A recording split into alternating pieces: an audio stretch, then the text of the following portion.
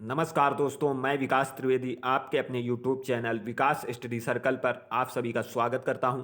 दोस्तों, हिस्ट्री की क्लास में हम लोग आज दिल्ली सल्तनत से संबंधित प्रश्नों की प्रैक्टिस करेंगे। तो दोस्तों, इस क्लास को अंत तक बिना स्किप किए हुए बहुत ध्यान से देखना और वीडियो को ज़्यादा से ज़्यादा शेयर करें, लाइक करें और चैनल को सब्सक्राइब जरूर करें। दोस्तों, शुरू करते हैं दिल्ली सल्तनत से बनने वाले महत्वपूर्ण प्रश्नों की श्रृंखला।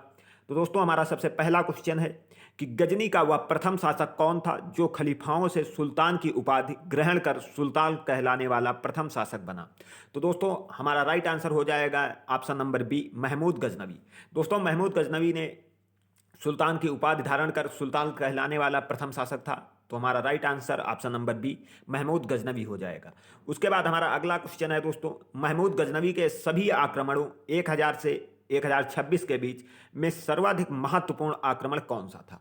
दोस्तों, महमूद गजनवी ने भारत पर 1000 से 1026 तक आक्रमण किया और इसमें इसका सबसे महत्वपूर्ण आक्रमण कौन सा था। तो हमारा राइट आंसर हो जाएगा ऑप्शन नंबर सी, सोमनाथ मंदिर पर आक्रमण। सोमनाथ मंदिर पर आक्रमण दोस्तों 1025 ईस्वी में इसने किया था महमूद गजनवी ने, और ये सबसे महत्वपूर्ण आक्रमण था दोस्तों। उसके बाद अगला क्वेश्चन हमारा क्वेश्चन नंबर 3 है, महमूद गजनवी के भारत पर आक्रमण का उद्देश्य क्या था। तो दोस्तों, महमूद गजनवी के भारत पर आक्रमण का उद्देश्य क्या था। तो हमारा राइट आंसर हो जाएगा ऑप्शन नंबर डी, मध्य एशिया में एक बड़े साम्राज्य की स्थापना के लिए धन प्राप्त करना। तो दोस्तों, महमूद गजनवी के भारत पर आक्रमण का प्रमुख उद्देश्य था मध्य एशिया में एक बड़े साम्राज्य की स्थापना के लिए धन प्राप्त करना। उसके बाद अगले क्वेश्चन पर चलते हैं, क्वेश्चन नंबर 4, महमूद गजनवी के भारत पर आक्रमण के समय भारत आए विद्वान अल बरूनी ने किस महत्वपूर्ण ग्रंथ की रचना की है। तो दोस्तों, महमूद गजनवी के समय भारत पर आक्रमण के समय भारत में आए अल बरूनी ने किस महत्वपूर्ण ग्रंथ की रचना की है। तो हमारा राइट आंसर क्या हो जाएगा, option number B, Kitabul Hind. Kitabul Hind हमारा राइट आंसर हो जाएगा। उसके बाद हमारा अगला क्वेश्चन है दोस्तों, दिल्ली सल्तनत की दरबारी भाषा क्या थी। दोस्तों, क्वेश्चन नंबर 5 है कि दिल्ली सल्तनत की दरबारी भाषा क्या थी। तो हमारा राइट आंसर हो जाएगा ऑप्शन नंबर बी, फारसी। दोस्तों, ये बहुत ही महत्वपूर्ण क्वेश्चन है और इसकी थ्योरी की क्लास में ये सभी क्वेश्चनों को हमने डिस्कस किया था, उसी की ये प्रैक्टिस श्रृंखला है। तो दोस्तों, बहुत ध्यान से इस वीडियो को अंत तक जरूर देखें। सभी एग्जामों में दिल्ली सल्तनत से प्रश्न पूछे जाते हैं। उसके बाद हम अपने अगले क्वेश्चन पर चलते हैं दोस्तों। हमारा अगला क्वेश्चन है, आगरा नगर की स्थापना किसके द्वारा की गई। तो दोस्तों, आगरा नगर की स्थापना किसके द्वारा की गई। तो हमारा राइट आंसर हो जाएगा option number D, Sikandar Lodi.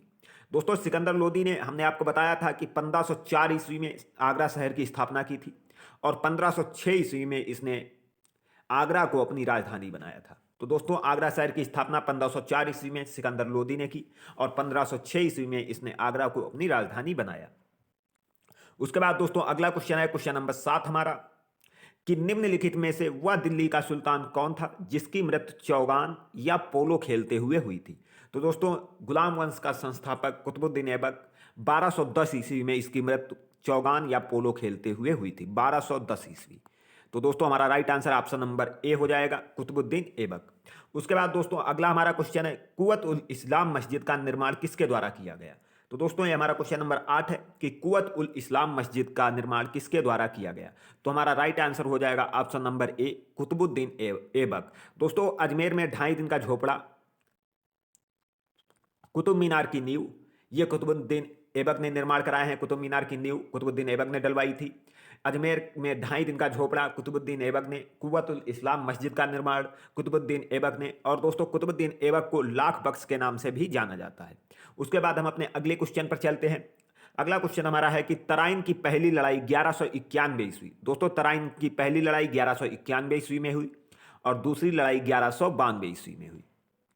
दोस्तों, हमारा क्वेश्चन है कि तराइन की पहली लड़ाई 1191 ईस्वी में निम्नलिखित किसके बीच हुई।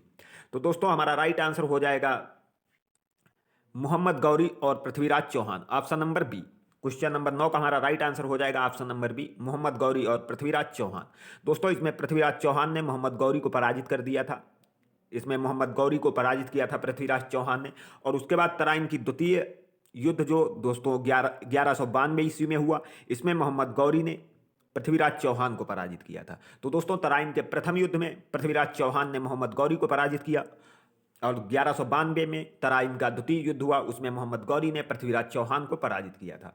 उसके बाद अगले क्वेश्चन पर चलते हैं दोस्तों। निम्नलिखित में से किस खिलजी शासक ने दोस्तों निम्नलिखित में से किस खिलजी शासक ने दिल्ली के राज सिंहासन पर बैठने के लिए अपने ससुर की हत्या कर दी? दोस्तों अलाउद्दीन खिलजी ने, हमारा राइट आंसर इसमें हो जाएगा ऑप्शन नंबर डी। दोस्तों ऑप्शन नंबर डी हो जाएगा हमारा राइट आंसर। और अलाउद्दीन खिलजी ने अपने ससुर या कहा जाए अपने चाचा, दोस्तों अपने चाचा या अपने ससुर जलालुद्दीन खिलजी की हत्या की थी और गद्दी पर बैठा था। तो हमारा राइट आंसर हो जाएगा किसने हत्या की थी? तो दोस्तों अलाउद्दीन खिलजी ने। और किसकी की थी? तो जलालुद्दीन खिलजी की। उसके बाद दोस्तों अगला क्वेश्चन हमारा है कि रजिया सुल्तान किसकी बेटी थी? तो दोस्तों रजिया सुल्तान गुलाम वंश के वास्तविक संस्थापक इल्तुतमिश की बेटी थी। और इल्तुतमिश की दोस्तों मृत्यु 1236 ईस्वी में हो जाने के बाद रजिया सुल्तान 1236 ईस्वी में पहली मुस्लिम शासिका बनी। पहली मुस्लिम शासिका रजिया सुल्तान बनी और इसके पिता का नाम इल्तुतमिश था दोस्तों। और रजिया ने दोस्तों अल्तुनिया के साथ शादी की थी और 1240 ईस्वी में रजिया की हत्या कैथल के पास कर दी गई थी दोस्तों। उसके बाद अगले क्वेश्चन पर चलते हैं, क्वेश्चन नंबर 12। मोहम्मद गौरी ने विजित प्रदेशों की देखभाल के लिए निम्नलिखित में से किस विश्वसनीय जनरल को छोड़ा? किस विश्वसनीय जनरल को छोड़ा या सेनापति को छोड़ा? तो दोस्तों आप जानते हैं कि इसका राइट आंसर कुतुबुद्दीन ऐबक हो जाएगा। कुतुबुद्दीन ऐबक को दोस्तों मोहम्मद गौरी ने अपने विजित प्रदेशों की देखभाल के लिए छोड़ा था। उसके बाद हम अपने अगले क्वेश्चन पर चलते हैं दोस्तों, क्वेश्चन नंबर 13 हमारा। दोस्तों क्वेश्चन नंबर 13 हमारा है किसके शासनकाल में सबसे अधिक मंगोल आक्रमण हुए? तो दोस्तों हमारा राइट आंसर हो जाएगा option number B. Alauddin Khilji के समय में दोस्तों सबसे अधिक मंगोल आक्रमण हुए थे।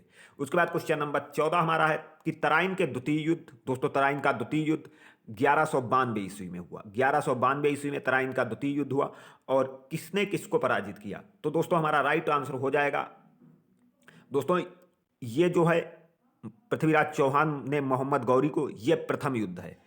प्रथम तराइन के प्रथम युद्ध में पृथ्वीराज चौहान ने मोहम्मद गौरी को पराजित किया। और हमारा क्वेश्चन है कि तराइन के द्वितीय युद्ध में किसने किसको पराजित किया? तो हमारा राइट आंसर हो जाएगा option number D, Mohammad Ghori ने पृथ्वीराज चौहान को पराजित किया। दोस्तों बहुत ध्यान से ऑप्शनों को देखना, ऑप्शन नंबर डी हमारा राइट होगा। 1192 ईस्वी में, 1192 में तराइन का द्वितीय युद्ध हुआ था, 1192 में दोस्तों। उसके बाद अगले क्वेश्चन पर चलते हैं।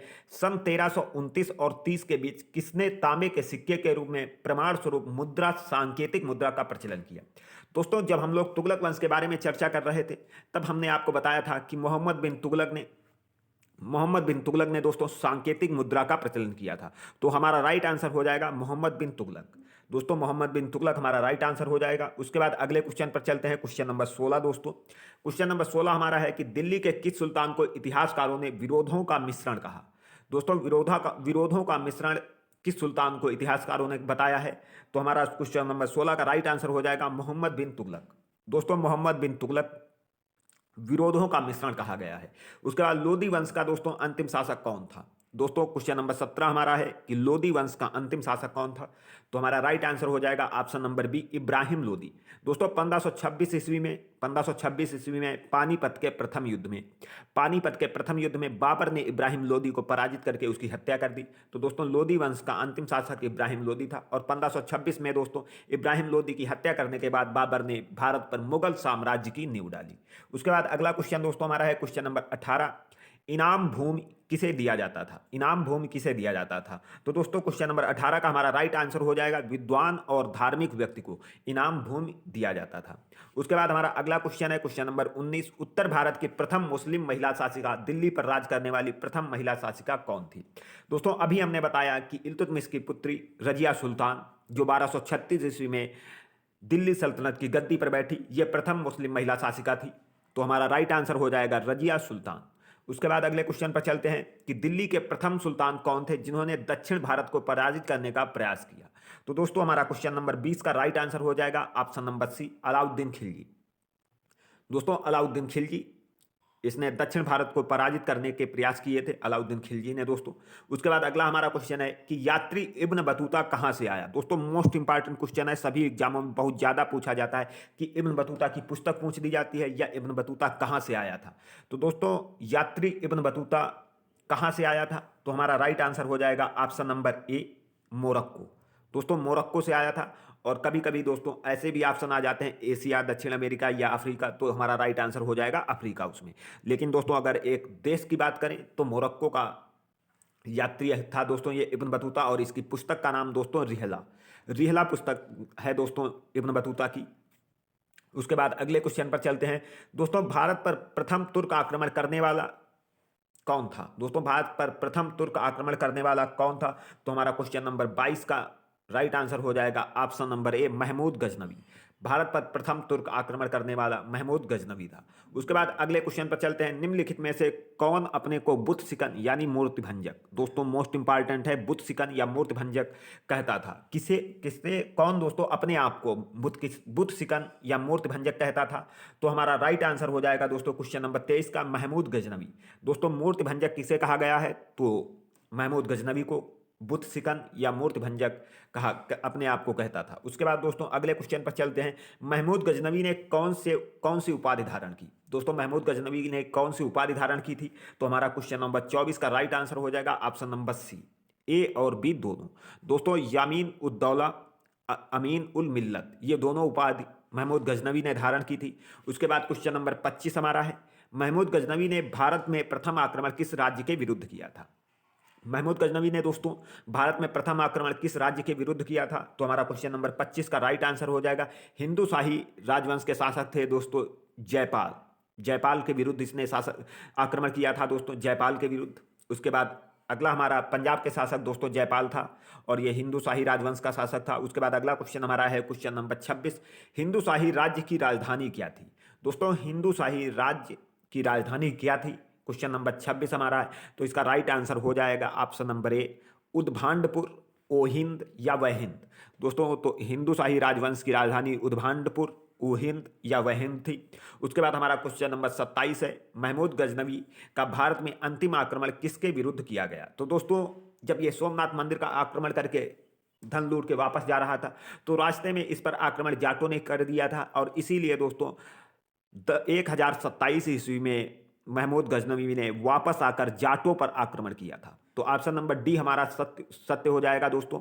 Option number D, Mahmud Ghaznavi का भारत में अंतिम आक्रमण किसके विरुद्ध था? तो ऑप्शन नंबर डी, जाटों के विरुद्ध।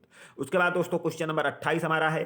हिंदू शाही राज्य का कौन सा शासक तुर्कों से बार बार पराजित होने के कारण ग्लानिवश आत्मदाह कर लिया? तो दोस्तों हिंदू शाही राज्य का शासक जो बार बार तुर्कों से पराजित हो जाता था और किसने आत्मदाह किया? तो हमारा राइट आंसर हो जाएगा ऑप्शन नंबर ए, जयपाल ने। दोस्तों जयपाल जो था इसने आत्मदाह कर लिया था। उसके बाद अगला क्वेश्चन है दोस्तों क्वेश्चन नंबर 29।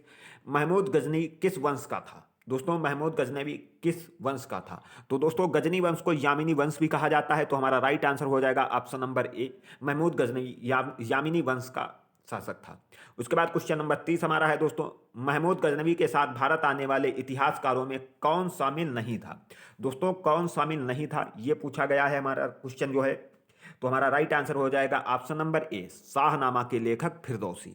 दोस्तों ये शामिल नहीं था कुछ, और इसमें साथ आने में शामिल कौन थे? तो किताबुल हुंद का लेखक अलबरूनी दोस्तों ये शामिल था, इसके साथ आया था। तारीख ए यामिनी के लेखक उतबी और तारीख ए सुबुक्त गिनी के लेखक वैहाकी, ये दोस्तों महमूद गजनवी के साथ भारत आए थे। उसके बाद हमारा अगला क्वेश्चन है क्वेश्चन नंबर 31 दोस्तों। महमूद गजनवी के आक्रमण के परिणाम स्वरूप कौन सा शहर फारसी संस्कृत का केंद्र बन गया? तो दोस्तों क्वेश्चन नंबर 31 का हमारा राइट आंसर हो जाएगा ऑप्शन नंबर ए, लाहौर। दोस्तों महमूद गजनवी के आक्रमण के समय फारसी संस्कृत का मुख्य केंद्र लाहौर बन गया था। उसके बाद क्वेश्चन नंबर 32 पर चलते हैं दोस्तों। क्वेश्चन नंबर 32 हमारा है कि निम्नलिखित में से किसने ढोल की तेज आवाज के साथ एक महिला का अपने पति की चिता के साथ स्वतः को जला लेने के दृश्यों का भयानक चित्रण किया है? तो दोस्तों इनमें से किसने इस चित्र को चित्रित किया है?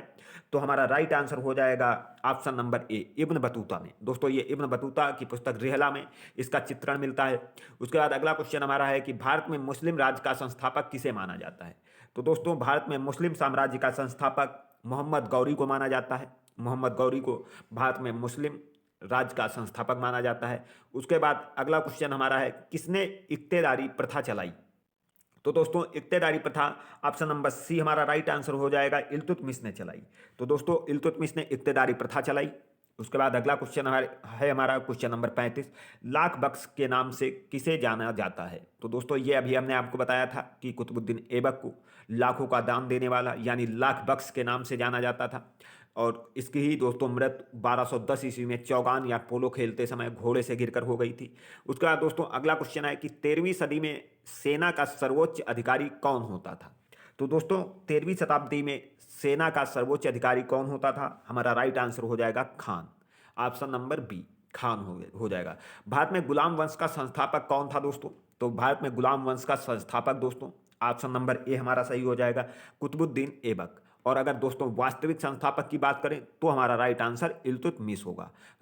वास्तविक संस्थापक इल्तुतमिश होगा। और अगर गुलाम वंश के संस्थापक की बात करें तो कुतुबुद्दीन ऐबक। और दोस्तों कुतुबुद्दीन ऐबक ने गुलाम वंश की स्थापना 1206 ईस्वी में की थी। उसके बाद अगला क्वेश्चन हमारा है, कुतुब मीनार के कार्य को किसने पूरा किया था? तो दोस्तों कुतुब मीनार के कार्य को पूरा किया था इल्तुतमिश ने। इल्तुतमिश हमारा राइट आंसर हो जाएगा कुतुब मीनार के।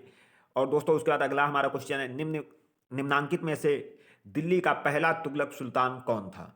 तो दोस्तों हमारा राइट आंसर हो जाएगा गयासुद्दीन तुगलक, दिल्ली का पहला तुगलक सुल्तान था। तो ऑप्शन नंबर ए हमारा सही हो जाएगा। उसके बाद अगले क्वेश्चन पर दोस्तों चलते हैं कि पंजाब के हिंदू शाही राजवंश को किसने स्थापित किया? दोस्तों पंजाब के हिंदू शाही राजवंश को किसने स्थापित किया था? तो हमारा ऑप्शन नंबर बी सही हो जाएगा, कल्लर ने। उसके बाद हमारा क्वेश्चन नंबर 41 है, वह रोमन सम्राट अगस्त की भांति सावधान था कि वह दूसरों की तरह शक्तिशाली ना लगे और वह दूसरों के स्तर से अधिक ना लगे। यह संदर्भ किसका है? तो दोस्तों क्वेश्चन नंबर 41 का हमारा राइट आंसर हो जाएगा option number C, Bahlol Lodi. दोस्तों बहलोल लोदी लोदी वंश का संस्थापक था और 1451 ईस्वी में इसने लोदी वंश की स्थापना की थी। उसके बाद अगले क्वेश्चन पर चलते हैं। अगला क्वेश्चन हमारा है कि अलबरूनी किसके शासनकाल में इतिहासकार था? तो दोस्तों ये अलबरूनी क्वेश्चन नंबर 42 का हमारा राइट आंसर हो जाएगा option number A, Mahmud Ghaznavi के शासनकाल में इतिहासकार था। और ये अलबरूनी दोस्तों महमूद गजनवी के साथ भारत आया था। उसके बाद हमारा अगला क्वेश्चन है कि सुमेलित करें। तो दोस्तों सुमेलित, इसमें सुमेलित करना है दोस्तों अलाउद्दीन खिलजी। दोस्तों ऑप्शन नंबर सी का हमारा ए हो जाएगा। और निजामुद्दीन औलिया दोस्तों सूफी संत हो जाएंगे। मलिक काफूर को दोस्तों 1000 दिनारी कहा जाता है। और जलालुद्दीन फिरोज खिलजी दास राजवंश को उखाड़ फेंका था। दोस्तों गुलाम वंश को उखाड़ फेंका था। तो ऑप्शन नंबर ये जो डी हमारा है उसका 3 हो जाएगा। तो दोस्तों आप देख सकते हैं ये कैसे होगा कि निजामुद्दीन औलिया कौन थे? तो दोस्तों सूफी संत थे। मलिक काफूर को दोस्तों 1000 दिनारी कहा जाता है। अलाउद्दीन खिलजी दोस्तों, अलाउद्दीन खिलजी इसका हमारा एक हो जाएगा, नियंत्रित दाम व राशन की शुरुआत की थी। मूल्य नियंत्रण प्रणाली दोस्तों अलाउद्दीन खिलजी। और उसके बाद जलालुद्दीन फिरोज खिलजी दोस्तों दास राजवंश को यानी गुलाम वंश को उखाड़ फेंका था और खिलजी वंश की स्थापना की थी। तो दोस्तों ये आपको समझ आ गया होगा। और दोस्तों ये मोस्ट इंपॉर्टेंट है, ऐसे मिलान करने के लिए आते हैं तो बहुत ध्यान से इसको देख के जाना। उसके बाद अगले क्वेश्चन पर चलते हैं, क्वेश्चन नंबर 43। दोस्तों इसका अगर हम राइट आंसर इसमें अगर देखें तो क्वेश्चन नंबर 43 का हमारा राइट आंसर क्या हो जाएगा? आप लोग ऊपर देख लीजिए कि 1 का बी, 1 का 2 होगा और 2 का 4 होगा। तो दोस्तों 2 हमारा ये हो जाएगा 2 4 और अलाउद्दीन 1, 2 4 1 और 3, 2 4 1 3 जिसमें होगा दोस्तों वही हमारा राइट आंसर हो जाएगा। तो ऑप्शन नंबर ए हमारा दोस्तों 2 4 1 3 हमारा राइट आंसर हो जाएगा क्वेश्चन नंबर 43 का। उसके बाद अगले क्वेश्चन पर चलते हैं, क्वेश्चन नंबर 44। दोस्तों क्वेश्चन नंबर 44 हमारा है, निम्नलिखित में कौन सा शासक दास या गुलाम राजवंश से संबंधित है? तो दोस्तों आप बताइए कि इसमें से कौन सा शासक गुलाम वंश से संबंधित है? तो इल्तुतमिश दोस्तों 1236 में इसकी मृत्यु हुई थी और 1210 ईस्वी में ये राजगद्दी पर बैठा था दिल्ली सल्तनत की, और ये गुलाम वंश का वास्तविक संस्थापक था। उसके बाद दोस्तों अगले क्वेश्चन पर चलते, दक्षिण अफ्रीकी यात्री इब्न बतूता किसके शासनकाल में भारत आया? तो दोस्तों आप राइट हमारा हो जाएगा मोहम्मद बिन तुगलक के शासनकाल में 1233 ईस्वी में। दोस्तों ये 1233 नहीं दोस्तों 1333 ईस्वी में ये भारत आया था मोहम्मद बिन तुगलक के शासनकाल में। उसके बाद अगले क्वेश्चन पर चलते हैं, महमूद गजनवी ने भारत पर कितनी बार आक्रमण किया? तो हमारा राइट आंसर हो जाएगा ऑप्शन नंबर सी दोस्तों, ऑप्शन नंबर सी हमारा हो जाएगा 17 बार आक्रमण किया है।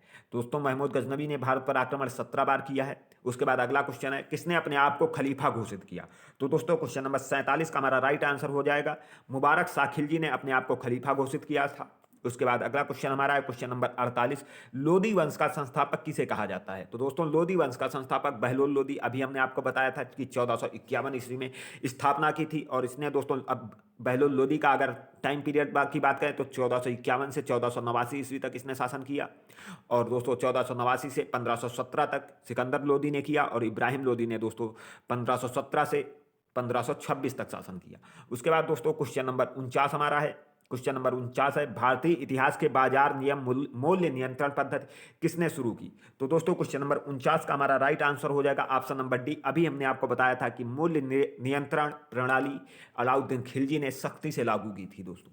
उसके बाद आज का हमारा दोस्तों अंतिम क्वेश्चन है कि राज्य संबंधों में उलेमा के दखल का विरोध किस सुल्तान ने किया था?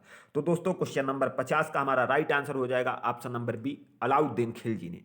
दोस्तों अगर आपको ये क्लास अच्छी लगी है तो क्लास को ज़्यादा से ज़्यादा शेयर करें, लाइक करें और चैनल को सब्सक्राइब करें। मिलते हैं अगली क्लास में दिल्ली सल्तनत से संबंधित बनने वाले महत्वपूर्ण प्रश्नों का पार्ट 2 लेकर। तब तक के लिए धन्यवाद। जय हिंद दोस्तों।